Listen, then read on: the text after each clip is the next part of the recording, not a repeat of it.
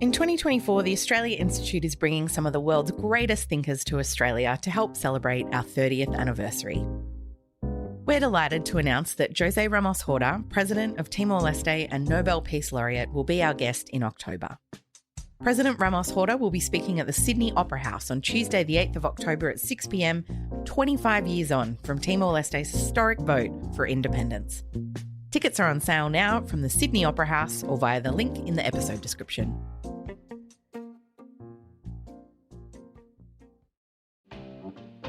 We are in a battle for the soul of America. This is a fraud on the American public. Hi there, and welcome to After America from the Australia Institute. I'm Dr Emma Shortis. I'm Senior Researcher in International and Security Affairs. Every time we record this podcast, I have to put a little disclaimer at the end. Inevitably, in the few days between recording and releasing, a bunch of stuff happens that we won't have covered. Twice in this now 13-episode season, that stuff has been an assassination attempt. We begin tonight with the breaking news and the second assassination attempt of former President Donald Trump. Local officials in Palm Beach in Florida say it happened in the grounds of his golf course while he was playing. An AK-47 assault rifle has apparently been recovered. The U.S. Secret Service personnel opened fire on a gunman located near the property line. I was with an agent, and the agent did a fantastic job. There was no question that we were off that course. I would have loved to have sank that last putt, but we decided, well, let's get out of here. Trump and his allies are blaming these assassination attempts on Democratic rhetoric. He posted this, quote, "Politics in our country are at a whole new level of hatred, abuse, and distrust.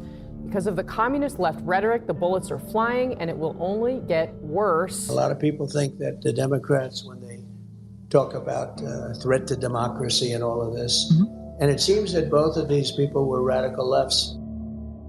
This campaign has been particularly relentless and exhausting.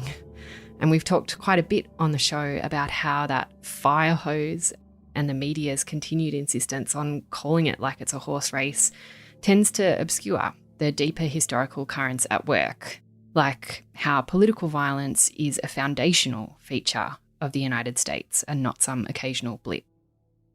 There's no one in Australia, or maybe even outside it, who can better explain both the history and the meaning of America than Don Watson. Don's body of work on the United States includes an award-winning book, American Journeys, and 3 quarterly essays. His latest, High Noon, Trump, Harris, and America on the Brink, has just been released. He's also a screenwriter, the author of acclaimed books like The Bush and Recollections of a Bleeding Heart, a political advisor and speechwriter, including, of course, to former Prime Minister Paul Keating. Don was generous enough to join us on the show this week.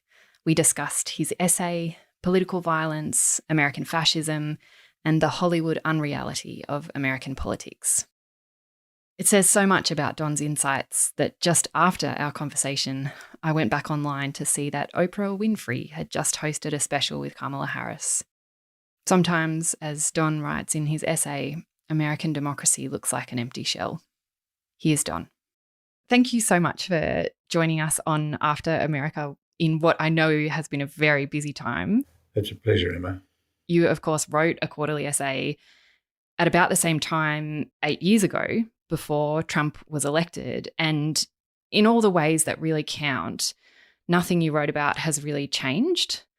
Some of it has been magnified, of course, but the foundational stuff that you're writing about is the same. And I mean, I may have been projecting, but as I was reading the essay, there seemed to be a sense of a combination of exhaustion and unreality in your writing, a kind of almost like a lurching feeling. And I'm not sure that that was quite as present in your 2016 essay, although again, maybe I'm projecting. So I don't want to start with asking you if America has changed. I'm sure you get that question all the time. And we know, I think, that it hasn't really. But I guess what I did want to ask you is if and how your relationship with America has changed in that intervening decade. Was it different going back this time? Yeah, that's a good question. I think I'm closer to being fed up, which maybe I feel for Biden and what the Democrats have tried to do since 2020, but they're still paying the price for what they didn't do in the 20 years previous. They're in a way, I think, still paying the price for being freaked out by Reagan and into a sort of silly neoliberal orthodoxy, which was costing them, and they couldn't see it. In a way, if the frustration is also that the Trump factor hasn't moved, it's if anything intensified, which is not surprising because what Trump managed to do was to create a kind of church, an ideology so basic, really, that it's almost impossible to move people from that position. Were the Democrats to win in November, it wouldn't be over, even if Trump basically deliquesced, if he just disappeared into the ground, into a little muddy heap. You're still going to have to move all these people, and they're not going to rally around a Cheney, I don't think, or any other sort of more conservative. It seems extraordinary to be talking about Liz Cheney or much less her father as sort of decent Republican chaps. They're half the problem. So you asked how I got into it. I suppose the fact that I began where I landed in the States, in LA, is a sign that I didn't have anywhere else to start. But I was trying to say the divisions in this country are so profound, both political and social. And in a way, they haven't changed much either, That is, the liberal press hasn't really got any closer to understanding what's going on in the middle of things. I think this is the really dangerous element of Trump, and it's fascinating to watch that they're so drawn to Trump. So long as Trump's got them loathing him and hating him and saying how stupid he is and how vile he is, and all the nighttime shows and MSNBC about how terrible Trump is, this serves Trump. Instead of saying, we stand for this and we're going to go for it, and not in the usual sort of platitudes of Democrat politics, but really getting down and believing in some kind of mission. It seems to me that the Democrat problem is that they haven't really got a cause except stopping Trump. So that when Kamala is asked pretty much at the end of that debate, which she's dominated, absolutely dominated, about what she's going to do, none of us can remember what she said. It's like they need new words or something. I believe in what we can do together. That is about sustaining America's standing in the world and ensuring that we have the respect that we so rightly deserve, including respecting our military and ensuring we have the most lethal fighting force in the world. I was excited by watching her brilliance in destroying Trump by treating him as a child rather than as a monster. That was great. But at the end of it, I thought, well, will that be enough to get you across the line? And should we be excited anyway by the fact that we're going to have a Democrat president for whom it's much as before? Even allowing for the good things that Biden's done, he hasn't excited anybody with it. But maybe that's just the nature of the game. It's the land of compromise. I want to get other dimensions into this, including the weird dimension which, in a sense, Trump operates in, which is of a sort of the TV wrestling kind of performative politics. A lot of the time, Americans, it seems to me, of all classes, live in a world that's not quite real, that everything is a kind of mirror image of something that you've seen on television. And something you've seen on television is a mirror image of something you just saw in the street, and so on. And it's hard to stay sane in that environment. And even my friends who are, high-achieving Democrats seem to be seriously captivated by the world of Hollywood and celebrity. Why wouldn't you be? But it's that curious thing I've always found about America, that it is both strange and familiar. Mm-hmm. Terribly familiar, more familiar than many parts of your own country, and yet also really weird. And I don't know whether it's going to hold together. I don't think anyone does. I guess the other thing is, I wanted to also show that there is a heart in America that is profoundly decent and strong. And I'm drawn to that in a way by what Marilyn Robinson has been saying over the last 6 or 8 years. I mean, I don't share her, I might have been raised a Calvinist, but I don't share her continuing faith in Mr. Calvin. But I do admire her, that sort of view of American strength, well, the communitarian strength of the place, the belief in knowledge and improvement and all this sort of stuff. And she's been going on now for years about how that's fading rapidly, that Americans no longer come together in the way that they did, even in the mythical way. As she says also, she said a long while ago, she said, that conservative America is so cowardly now, the churches are so cowardly. It's like a great fear has taken over the place. I think there's some truth in that. When you have a bully like Trump, a bully equals fear. He's bullying for you because you're frightened. If he's a bully, he's frightened himself. I think Americans are scared. They probably never recovered from 2001. This was a dark day in American history. The soul of our country is now, in many ways, almost unrecognizable. Trump's security detail lifting him up from the ground as he raises his fist, his ear and face bloody, gesturing to the crowd. I personally believe that God intervened today, not just on behalf of President Trump, but on behalf of our country. The defining image of today is the image that will ring out on front pages around the world and that will be remembered way beyond the natural life of the 45th and potentially 47th president. I think, Don, a lot of what you were speaking about just then about fear and the role of evangelical churches and, I suppose, the way Trump kind of effectively produced himself into the White House the first time and how that was built on that kind of affinity to culture, I suppose, and the produced version of America that you were speaking about.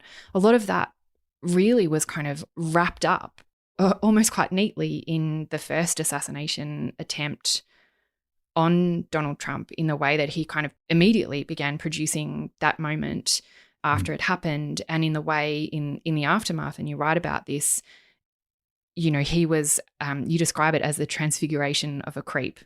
That he, by evangelical supporters in particular, was kind of elevated to this almost literal Son of God position.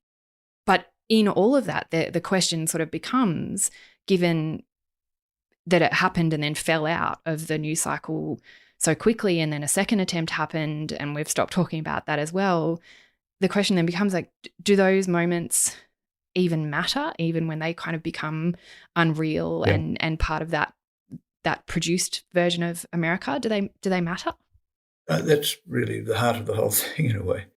What Trump did after the shooting of his ear in the next minute and a half was really straight out of the wrestling ring.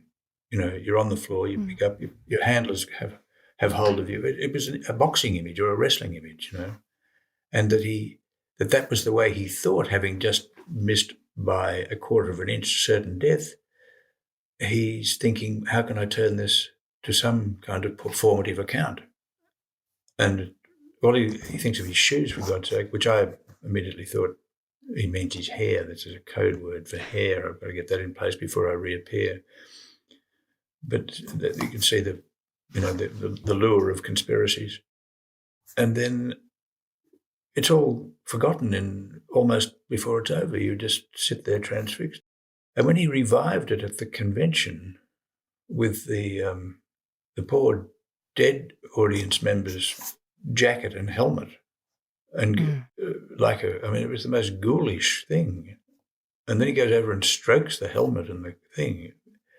Then you begin to think, we are inhabiting two different worlds here. There are two different species at work. How anyone can weep at looking at that as opposed to vomit or, recoil means that these people are seeing the world very, very differently, to say the least.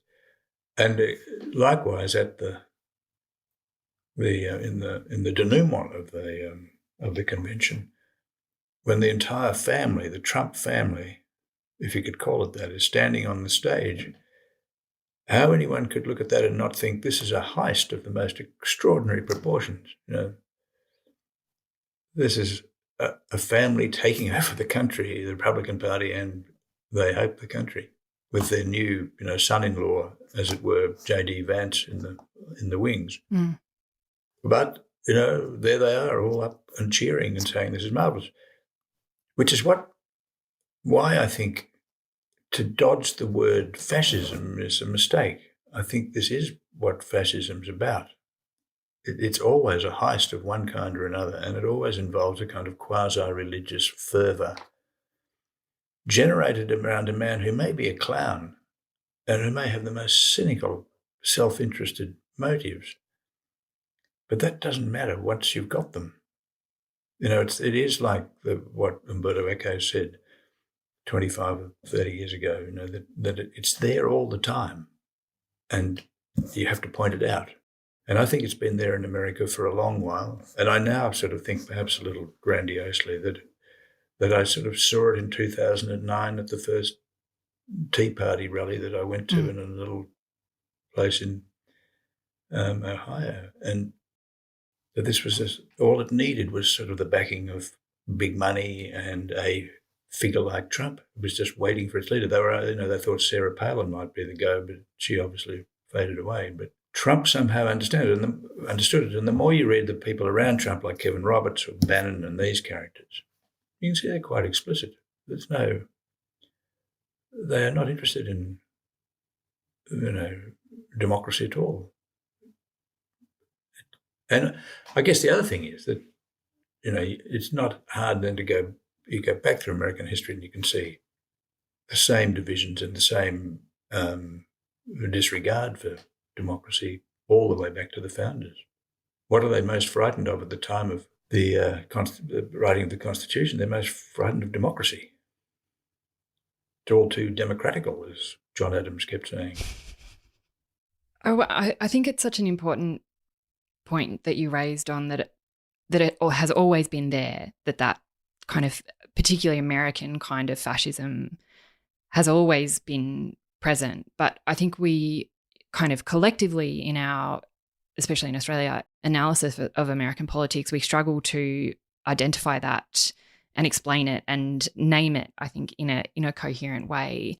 And to me, that was quite clear even this week and in the first assassination attempt, where even in Australia, one of, the kind of first or second questions that you get is about the role of the Secret Service and did this happen because the Secret Service, wasn't doing its job or had failed for some reason. And you write about this in your essay a little bit as well. And that seems to be kind of related, I think, to that fascism question, in that what it is doing is, I'm not sure if it's deliberate or not, but it's unable to kind of address the deeper currents of American history of that fascism and particularly of political violence, that it seems unable to understand that kind of political violence is a feature and not a bug in the American political system. And you have written about this, of course, extensively in, around assassination attempts or January 6th, or in the kind of long violence of segregation in places like Detroit. Why do you think it is that we aren't able to understand or explain this, even with a little bit of distance? Why are we talking about the Secret Service and not political violence? Yeah, well, of course, that's the thing. I mean, is it 3 presidents have been successfully assassinated and several others have had failed assassination attempts? Some of them are harder to understand than others. I mean, why you would have 2 goes at Gerald Ford, I don't know. But, they did within the space of about 10 days, along with, Martin Luther King and Malcolm X, RFK and so on. It is simply a very, very violent country and has been from the day the first Spaniard set foot on it. I've been, for my sins, trying to write the shortest history of the US, and the violence is phenomenal at every level. From the frontiers are profoundly violent and made worse by the fact of it's not just a British settler colonialism, it's French and Spanish and Dutch. there's violence in both the southern slave states, and there's violence in the north, or even from the Puritans. I mean, their language is as poetic and soaring and beautiful as it is. Sometimes it's also deeply vicious. And it goes with fear of all the fears that you would normally have on a frontier, but it also goes with, I guess, the most telling thing that, for me, that Tocqueville said about America writing in the 1830s about democracy was that it promises sort of everybody a fair shake, wealth, individual sovereignty, liberty, all these things, but it can never deliver, not to everybody. And in America, I mean, the only way it can survive, it seems to me, is to deliver enough to everybody and not too much to other people. In other words, equality becomes a really important part of it, reasonable equality, or not too much inequality. It can't survive any other way, I don't think, or you'll have what you have now. It's also like, I mean, even the questions of identity politics come out of this idea that democracy sort of promises you that in your identity resides as much worth as everybody else's. That cuts across the very nature of a competitive capitalist society, or any kind of society. And I think a lot of Trump's strength has come from not so much the physical impoverishment of millions of Americans, but the loss of any kind of American identity with which that they could reasonably hang on to. Fundamentally, that's what he's done. He's re-empowered them. There's a thing that Steve Bannon said. I mean, and Bannon is just a full-blown, Hitlerite, really. Yeah, he doesn't even try to hide it. But he said, that when he saw Trump coming down the elevator in Trump Tower, that he immediately thought of Hitler. And he thought of the opening scenes of Triumph of the Will, the 1934 Leni Riefenstahl film about Hitler. And so I looked at that film, which I last saw, I think, in 1967 at the La Trobe Film Society. And sure enough, there is Hitler in a plane. Well, you don't see him, but you naturally assume with the trick of the camera that he's in this plane as it descends. It flies over the clouds with Wagnerian music in the background, through the clouds, down over the towers of Nuremberg, and there below wait in serried ranks all his shock troops, his ground, his foot soldiers, all in uniforms, many with Hitler moustaches. But as you go through there, you realise that what she's defining there is the sort of spiritual experience of gathering around Trump, of putting on the MAGA hat, of being part of this huge cult, which answers all questions for you. And if you add to that the evangelical love for Trump, so that you see him as God's a divine agent. So he's not coming down from his Teutonic heaven, he's coming down from much more sort of Anglo-Christian heaven. But he's nevertheless doing this, lifting these people up, giving them something that they never otherwise had. And I think, by and large, if you talk to some of these people, they're perfectly reasonable in their other, they're not necessarily lunatics, but they have their church, and it's the Church of Trump. I mean, the other many millions who will vote for him will do it because they think they always think we're better off under a Republican, But there's that. I mean, I suppose the other thing, Emma, is it's hard to say in a way, but there is a sort of provincialism is sort of deep in America in a way that's quite alarming. When you get around, not even the back blocks, but just outside the major cities, incredible ignorance of the rest of the world, a lack of interest in the rest of the world, incredible ignorance about the American empire. I mean, talk to Americans about other countries and about their own role in other countries. I've often thought, well, when the backwash of the British Empire, produced Enoch Powell's Rivers of Blood in the 1960s and all this, but at least they knew that this was a consequence. These people had come from the old empire. The Brits were aware of having an empire. The French were aware of having an empire. But Americans have no idea that really that what they do abroad has consequences at home. I mean, thus they were never able to separate 9/11 from Iraq. That they just fell for that immediately. We got to hit back at these bastards. Never thought it could have had anything to do with American foreign policy in the Middle East and so on. It's almost as if the place lives in the spell of platitudes which are fundamentally lies about the joint. And if the spell breaks, who knows what happens? I think they're, I don't know how you see it, but I think at the end, you're looking at either a Trump victory, which the consequences of which we can't really measure, but you would think there would be protests if he does go ahead with the sort of Project 2025, and why wouldn't he? At least some of it. He loves the idea of bringing the military in. It's not uncommon. It's been done before in America. If he loses, he contests it. He says there'll be a bloodbath. There are militias in every second county, armed militias. I don't know what happened. It's not, people ask you, who do you think is going to win in November this year? I think the more interesting question is, what do you think it'll be like this time next year?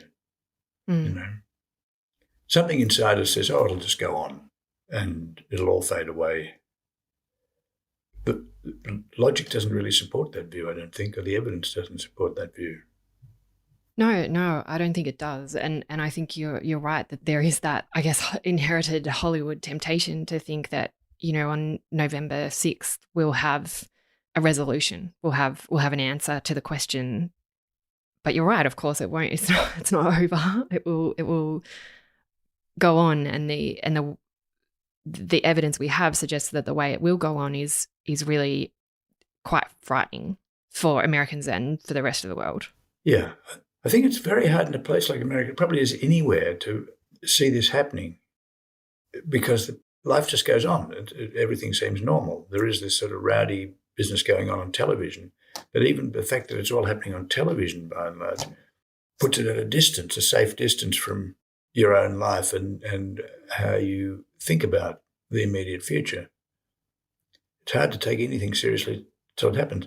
It's a bit like climate change in that sense, which, by the way, interestingly, in that debate, they were each given a minute to talk about climate change. Trump didn't talk about it at all, and Kamala talked about it for 30 seconds. Mm-hmm. So and that's again a thing that there is something about America that can't respond to an issue which is larger than America itself. And in a sense, that leaves American foreign policy so much in the hands of the sorts of elites that they're worried about. It's happening here a bit too. You might have noticed that, you have this sort of class of experts who decide these things and make profoundly bad decisions very often. Yeah, I mean, I think it is happening in Australia. We have spoken about the AUKUS submarine deal quite a bit on this podcast in exactly that context.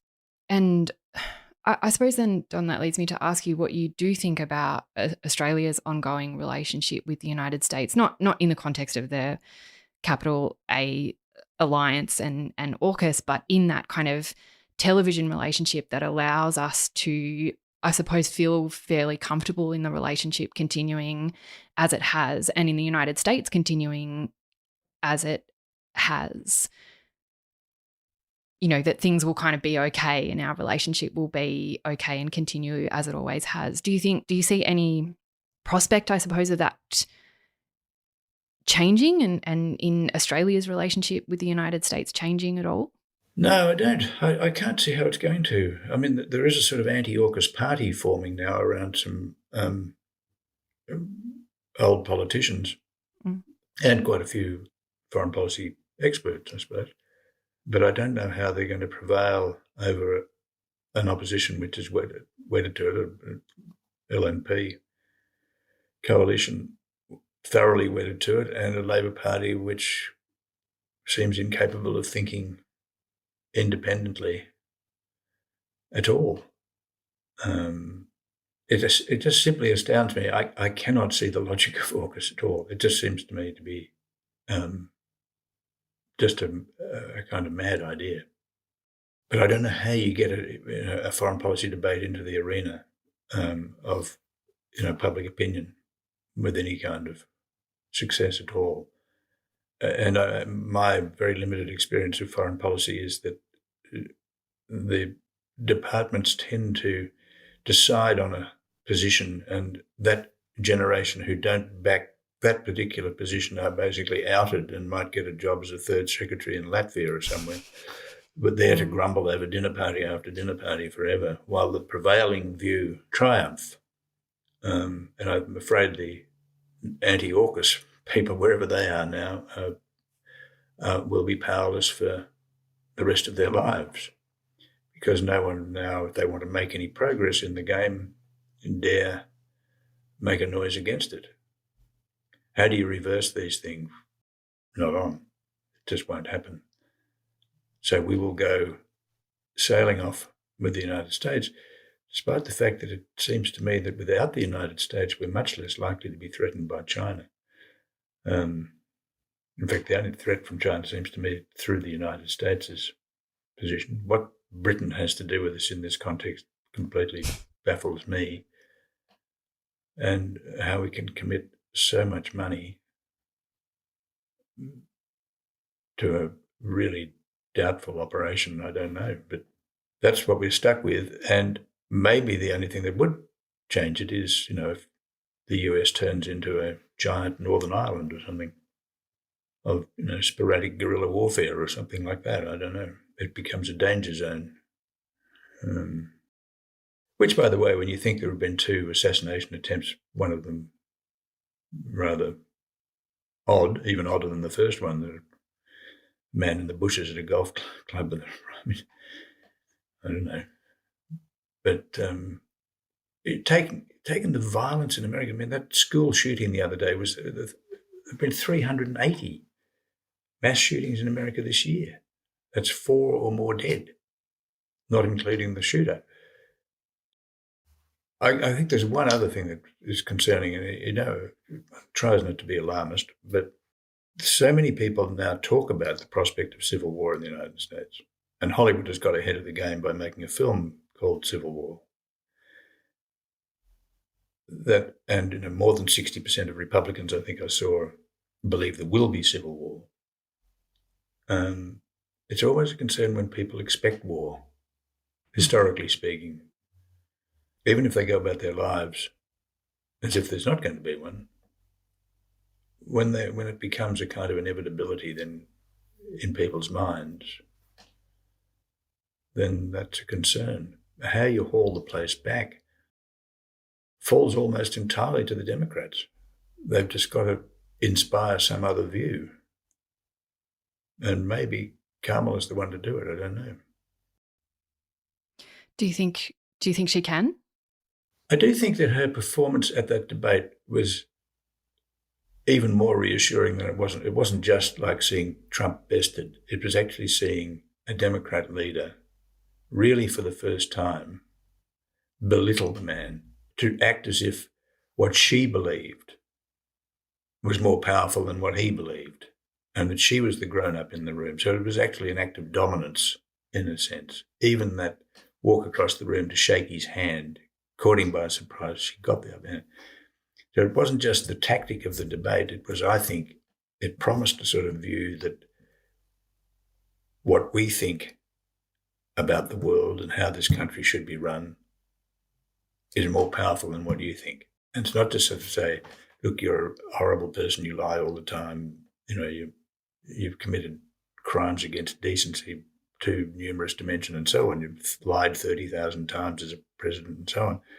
It was really the way she asserted her, not just the dominance of Kamala Harris, but the dominance of a point of view. That I thought was promising, because I don't see how they can do it any other way. They can't fumble their way through this, or, the labour market programs, the infrastructure spending, the spending on renewables, all these things are terrific. But, the child tax credit, all these things, but they should have been done a long while ago. Obama should have been doing this stuff more vigorously. So that's making up ground.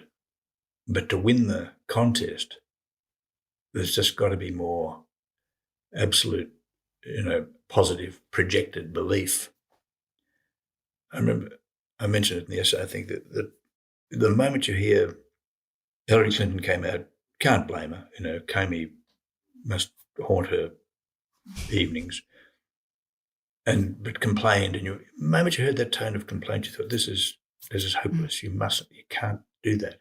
And this is before Kamala. I said, the Democrats have to sort of glow with hope and joy and everything. And lo and behold, Kamala appeared. And what was the first manifestation of Kamala Harris? It was this huge smile, and then Tim Walz bounds onto the stage with another huge, different kind of smile. And well, that's stage one. The next one is to get really serious intellectually and project your faith in a kind of new deal for America. How far that will go, there's no sign. I don't think it's going to change American foreign policy one jot. But if the Republic is to hold, it's going to need the Democrats to hang on and be very positive and very powerful. And they're going to need someone who, if there is as much substance as there is charisma with Kamala, then she might be the one. And it would be a marvellous thing if it was a woman who pulled America off the brink. I think Nancy Pelosi did the dirty work, it seems.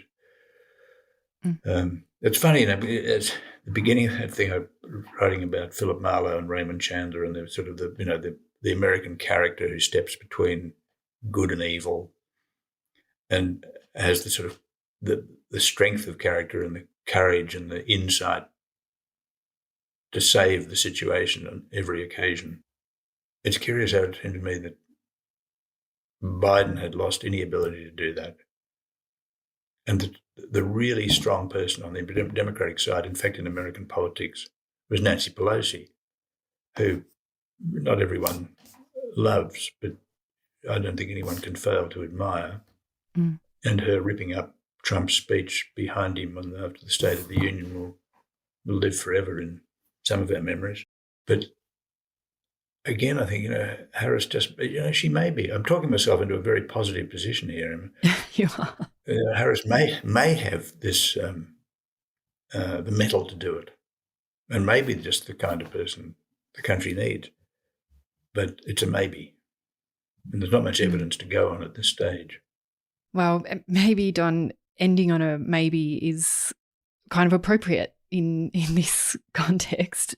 Thank you so much for your time and your generosity in what is an incredibly, as I said, busy time for you, but also I think a really difficult one for those of us who are watching American politics, because it is, as you say, it's hard not to be alarmist. The evidence kind of suggests that we should be alarmist. So in that context, thank you again so much for joining us on the show. Thanks, Emma. Thank you so much for joining us on After America. Quarterly Essay 95, High Noon, Trump, Harris and America on the Brink is out now. This episode was recorded on Friday the 20th of September, and as we know all too well, a bunch of stuff will almost certainly have changed since then. As you will have heard before this episode, José Ramos Horta, President of Timor-Leste and Nobel Peace Laureate, will be visiting Australia as a guest of the Institute in October. He'll be speaking at the Sydney Opera House on Tuesday the 8th of October, and tickets are on sale now. You can find all the details via the Sydney Opera House website or the link in the episode description. If you enjoyed today's episode, we'd be really grateful if you subscribed on your podcast platform of choice. You can reach out to us with feedback or episode or even guest ideas via our email address, which is podcasts@australiainstitute.org.au. Or you can find us on Twitter @the Oz Institute. That's with an AUS. Our music is from Blue Dot Sessions. We'll be back next Tuesday. I'm Emma Shortis. Thanks for listening.